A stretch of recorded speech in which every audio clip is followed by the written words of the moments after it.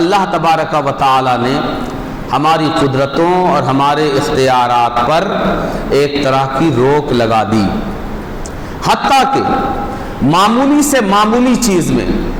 کہنے کو آنکھ ہماری ہے، ہر ایک کی آنکھ اس کی ہے نا، تو جب آپ کی ہے تو ہونا یہ چاہیے کہ آپ جس طرح چاہیں اس میں تصرف کریں، لیکن کیا آپ کر سکتے ہیں؟ کسی معمولی ترین چیز کی مثال دینے کے لیے آپ اپنی پلکوں کو پیش کرتے ہیں۔ میں آپ سے عرض کرتا ہوں کہ آپ اپنے ہاتھ اور پیر پر اپنا اختیار مت بتائیے، بلکہ صرف اپنی پلکوں پر آپ اپنا اختیار بتا دیجئے کہ بھائی میں جتنی دیر چاہوں اپنی پلکوں کو اس طرح ٹانگ کر رکھ سکتا ہوں۔ آپ کر سکتے ہیں؟ آپ میں سے کوئی نہیں کر سکتا۔ آپ اسے ٹانگنا چاہیں گے کہ میں مسلسل اپنی پلکوں کو اس طرح کھول کر رکھوں گا، مگر آپ چاہتے ہیں کہ یہ کھلی رہیں، لیکن آپ کے چاہے بغیر، آپ کے با اختیار ہونے کے باوجود، با قدرت ہونے کے باوجود آپ کی مرضی، آپ کی خوشی کے خلاف یہ از خود بند ہو جائے گی۔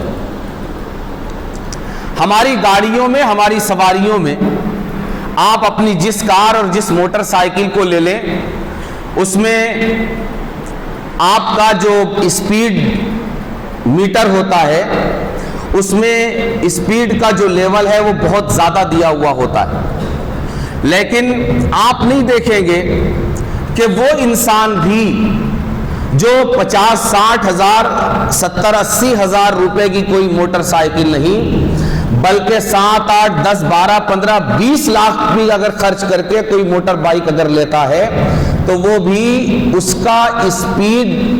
جو کانٹا ہے وہ بھی اپنے آخری حد پر کبھی نہیں پہنچتا۔ بھائی ایکسیلیٹر آپ کے ہاتھ میں ہے، آپ مومن پورے سے گزر رہے ہیں، دبائیے نا پوری طرح، کہاں نہیں دباتے ہیں آپ؟ پورا دبا دیجئے۔ جتنا کمپنی نے آپ کو بولا ہے کہ یہ اتنی اسپیڈ سے بھاگ سکتی ہے، آپ بھگائیے۔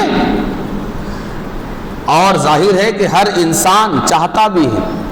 کہ بڑی تیز رفتاری کے ساتھ اپنی سواری کو چلائے،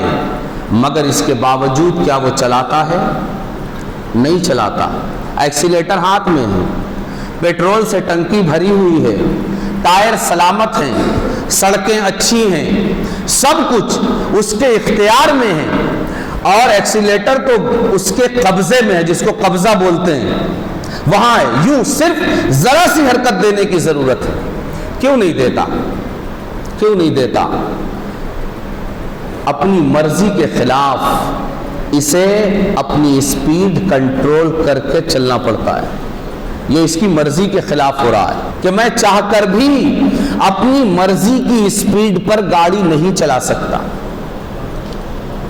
میں چاہ کر بھی اسے اس تیز رفتاری کے ساتھ نہیں دوڑا سکتا جس تیز رفتاری کے ساتھ میں دوڑانا چاہتا ہوں۔ کھانا ہے، کون انسان ہے جو اچھی لذیذ مزیدار غذاؤں کو نہیں کھانا چاہتا؟ اول جب دسترخوان پر یہ لذیذ کھانے لگائے جاتے ہیں تو اس کا دل اندر سے چاہتا ہے کہ بس میں ہوں اور یہ سارے لذیذ پکوانوں کے برتن، یہ چاہتا ہے کہ چاٹ جائے۔ پیٹ بھی اس کا ہے، ہاتھ بھی اس کا ہے، دانت بھی سلامت ہیں، زبان میں لطف اندوزی اور لذت اندوزی کی پوری صلاحیتیں موجود ہیں، مگر اس کے باوجود جب یہ کھانا شروع کرتا ہے، دنیا کی بہترین غذائیں اس کے سامنے رکھی ہوئی ہیں، اگر سونے کے نوالے بھی اگر اس کے سامنے رکھے ہوئے ہوں، جن نوالوں کو اپنے کام و دہن میں رکھنے کے لیے یہ دسترخوان کے سجائے جانے کے وقت اندر سے تڑپ رہا تھا، بے چین تھا، مچل رہا تھا، اندر سے اس کا باطن ان کھانوں کی طرف لپک رہا تھا۔ اس نے جب کھانا شروع کیا، پیٹ بھی اس کا ہے، ہاتھ بھی اس کا ہے، کھانے میں آزادی بھی پوری طرح اسے دی گئی ہے، میزبان بھی سامنے بیٹھا ہوا نہیں ہے، اس نے اکیلے بھی اس کو چھوڑ دیا ہے، مگر اس کے باوجود ایک وقت وہ آتا ہے کہ جب ہاتھ ہے مگر اب ہاتھ ایک نیا نوالا اٹھانے کے لیے آگے نہیں بڑھتا، پیٹ کسی نئے نوالے کو قبول کرنے کے لیے تیار نہیں ہوتا، بلکہ اب میزبان پوچھتا ہے کہ جی کچھ اور لائیں، تو کہتا ہے کھانے کا نام نہ لو، الٹی ہو جائے گی۔ وہی کھانا جس کے لیے تڑپ رہا تھا،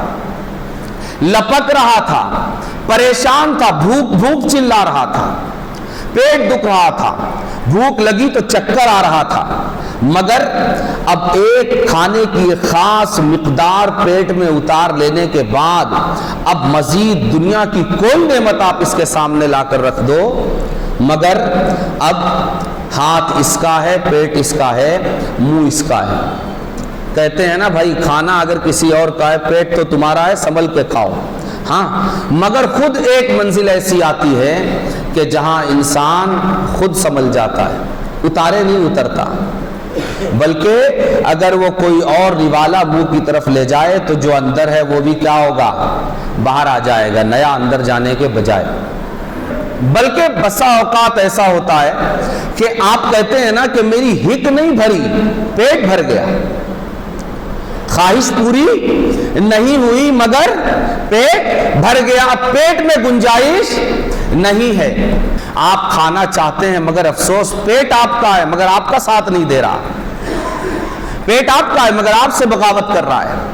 ہاتھ آپ کا ہے آپ سے بغاوت کر رہا ہے، منہ آپ کا ہے آپ سے بغاوت کر رہا ہے،